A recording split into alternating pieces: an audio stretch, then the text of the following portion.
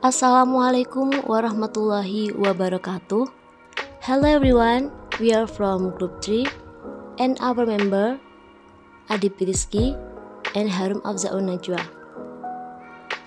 So, in this video, we will explain about student management of educational institution. What is student management?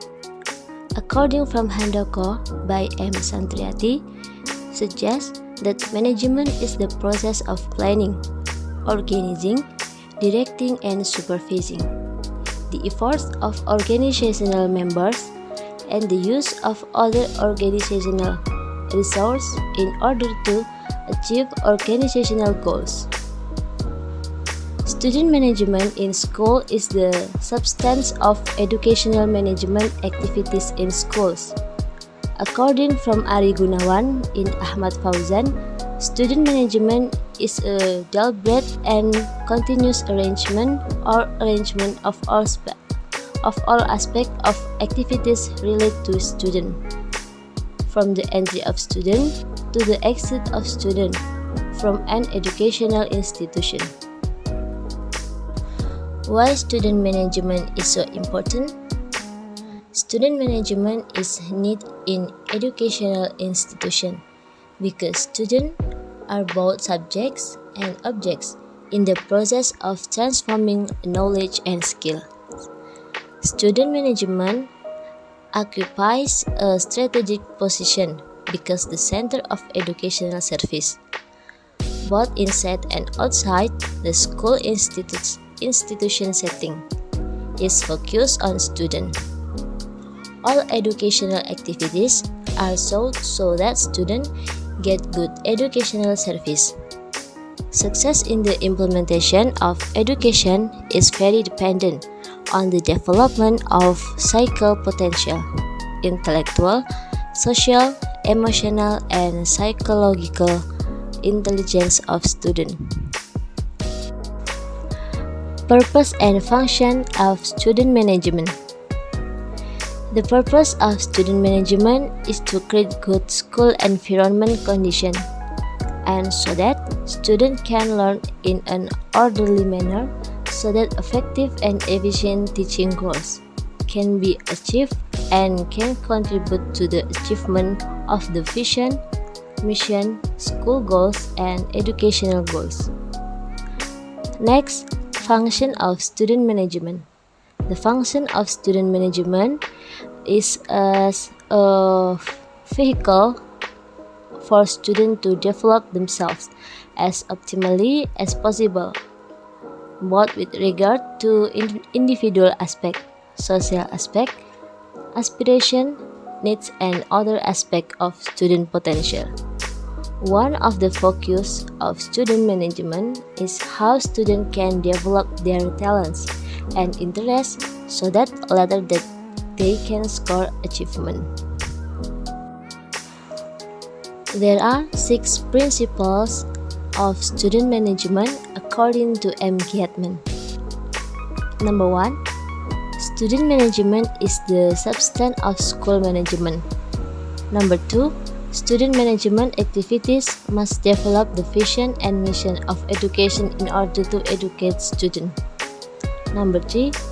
Student management activities should strive to unite students who have diverse backgrounds and have many differences. Number 4.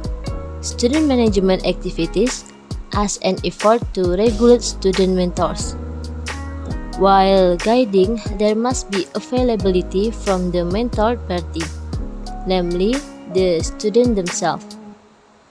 Number 5. Student management activities must encourage student independence because the principle of independence will be useful for students in the future.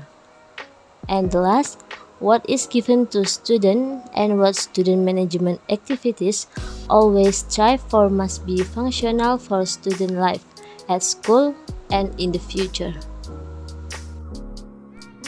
Student management activities.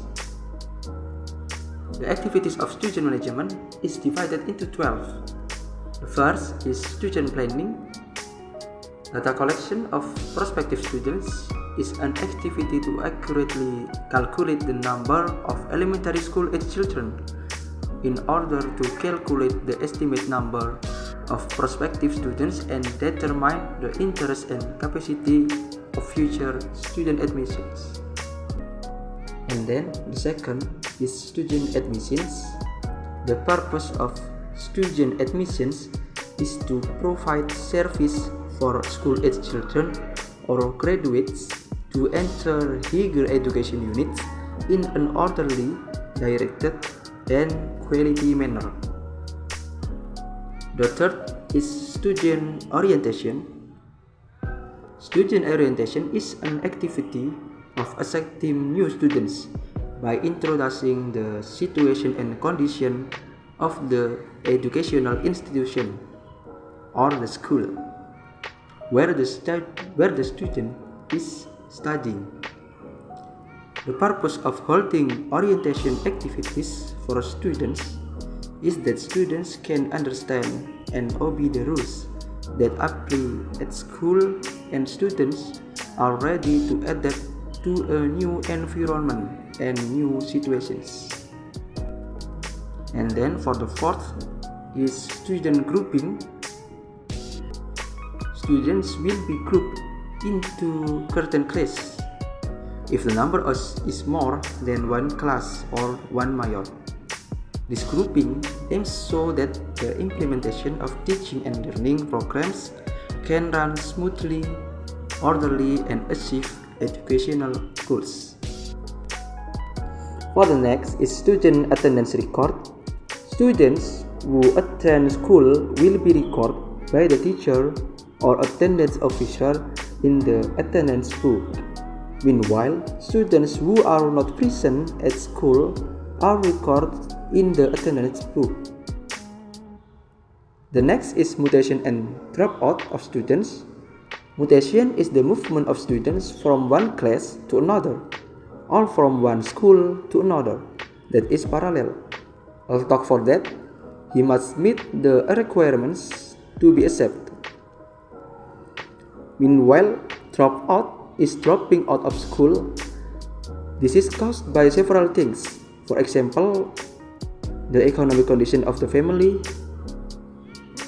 the academic condition of students, or serious problems experienced by students.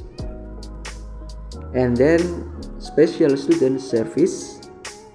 Types of special service in school such as counseling guidance service, library service, health service, laboratory service, boarding service, cafeteria service, school transportation service, parking lot service, and others. And then the next is student organization.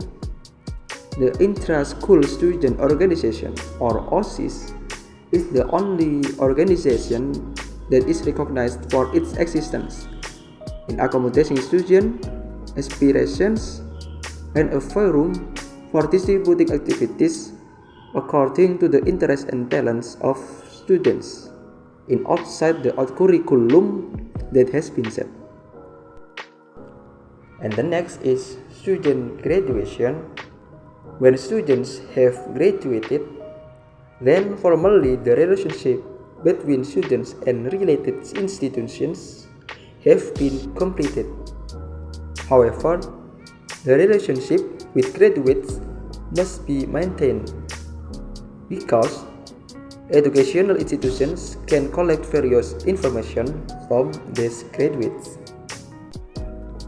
Student evaluation.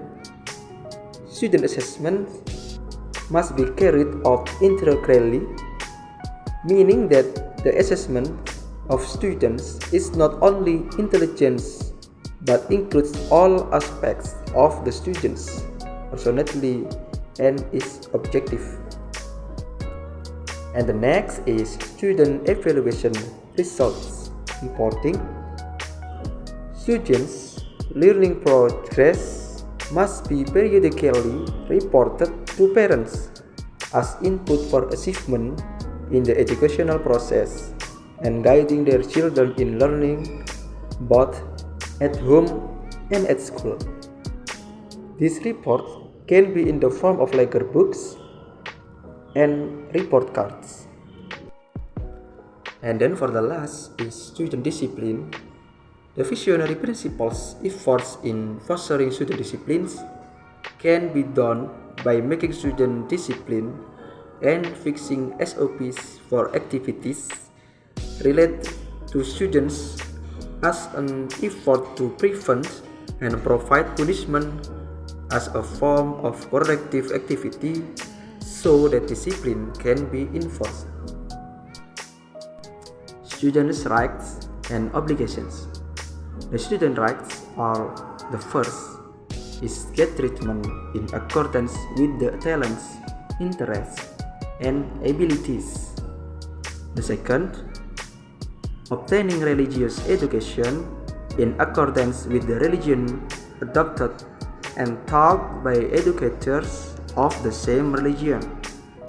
The third, participate in the relevant educational program on the basis of continuing education, both for self-development and to obtain recognition of a certain level of education that has been standardized. The fourth is get help with learning facilities. The fifth, obtaining an assessment of learning outcomes. And the sixth is get special services. And then for the student obligations are: the first is share the cost of organizing education unless the student is freed from all costs. The second, comply with the applicable regulations. The third, respect education staff. And the fourth, participate in maintaining facilities and infrastructure as well as cleanliness and order and school safety. Maybe that's all we can say. Sorry if there are mistakes. See you and stay healthy, guys.